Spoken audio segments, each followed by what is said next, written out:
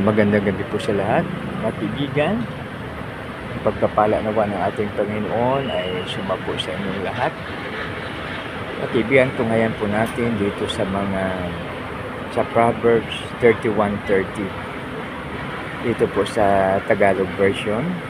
Dito sa Tagalog, mga kaibigan. Mandaraya ang pang-akit at kumukupas ang ganda. Ngunit ang babaeng gumagalang at sumusunod kay Yahweh ay parangalan. Puri nawa ang Diyos sa pagbasa ng kanyang salita. Tayo manalangin. Lord, maraming salamat po sa iyong kagandahang loob sa bawat isa sa amin. Lord, maraming salamat sa pangalan ni Jesus. Amen. So, dito mga kaibigan, sa ating binasa sa Proverbs 31:30, mandaraya ang pang-akit. No? So dito pag sa English, charm is deceitful. Yan. So yung pang-akit ang ayon sa ating binasa ay mandaraya. No? Tapos dito naman, ang kagandahan ay kumukupas. So natural lang yan. No? So dahil may panahon po para sa lahat. Subalit ang pinaka maganda po rito ay yung salitang gumagalang at sumusunod. So kahit sa mga bata dito sa Ephesians 6:1-3, so ito ay ang utos na may pangako. Kung ang mga anak, sundin at igalang nyo ang inyong mga magulang. So, ibig sabihin na in-emphasize doon yung dalawang words.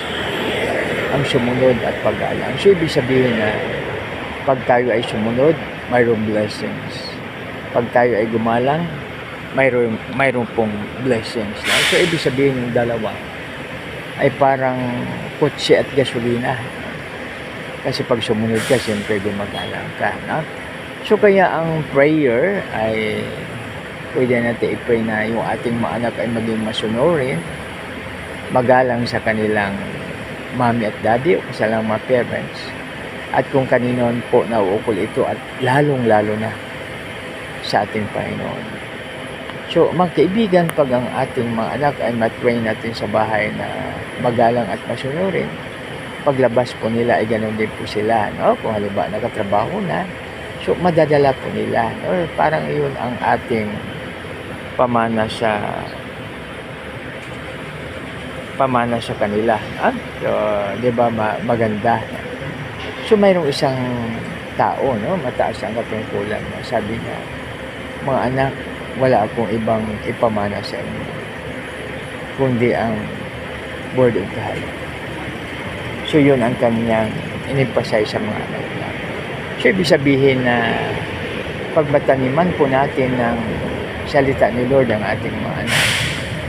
Kasi ang salita ni Lord ay hindi bumabalik na walang kabuluhan. Ibig sabihin na may kabuluhan. So, parang binhi na tumutubo. So, di ba magtanim tayo ng buto ng mangga. Ito ay mula sa buto, ibaon natin, didiligan, lalaki at mamunga, at mag-produce siya ng maraming bunga. So tingnan nyo yan, yung mga mangga, isang buto lang yan, pero napakalaki po ang puno na kwan niya. So ibig sabihin yan, mga kaibigan, na lumalaki siya at nagpo-produce ng maraming bunga. Ang isang bunga ay namumunga ng maraming bunga, tulad ng palay. So, isang butil ng palay, pag tumubo yan, so magkaroon ng buhay, magkaroon ng maraming mga buto. Kaya maganda. Kaya ganoon din po ang salita ng ating Panginoon. Kaya sa ating panahon ngayon, dahil halos lahat ay mayroong gadget, mayroong cellphone, so maganda na ipamahagi natin na kahit isang verse lang sa isang linggo.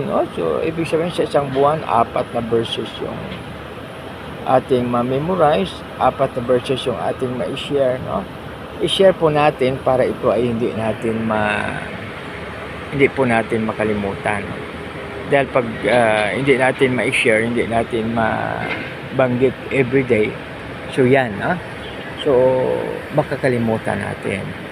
Kaya napakaganda mga kaibigan pag ito ay ating palaging isi-share.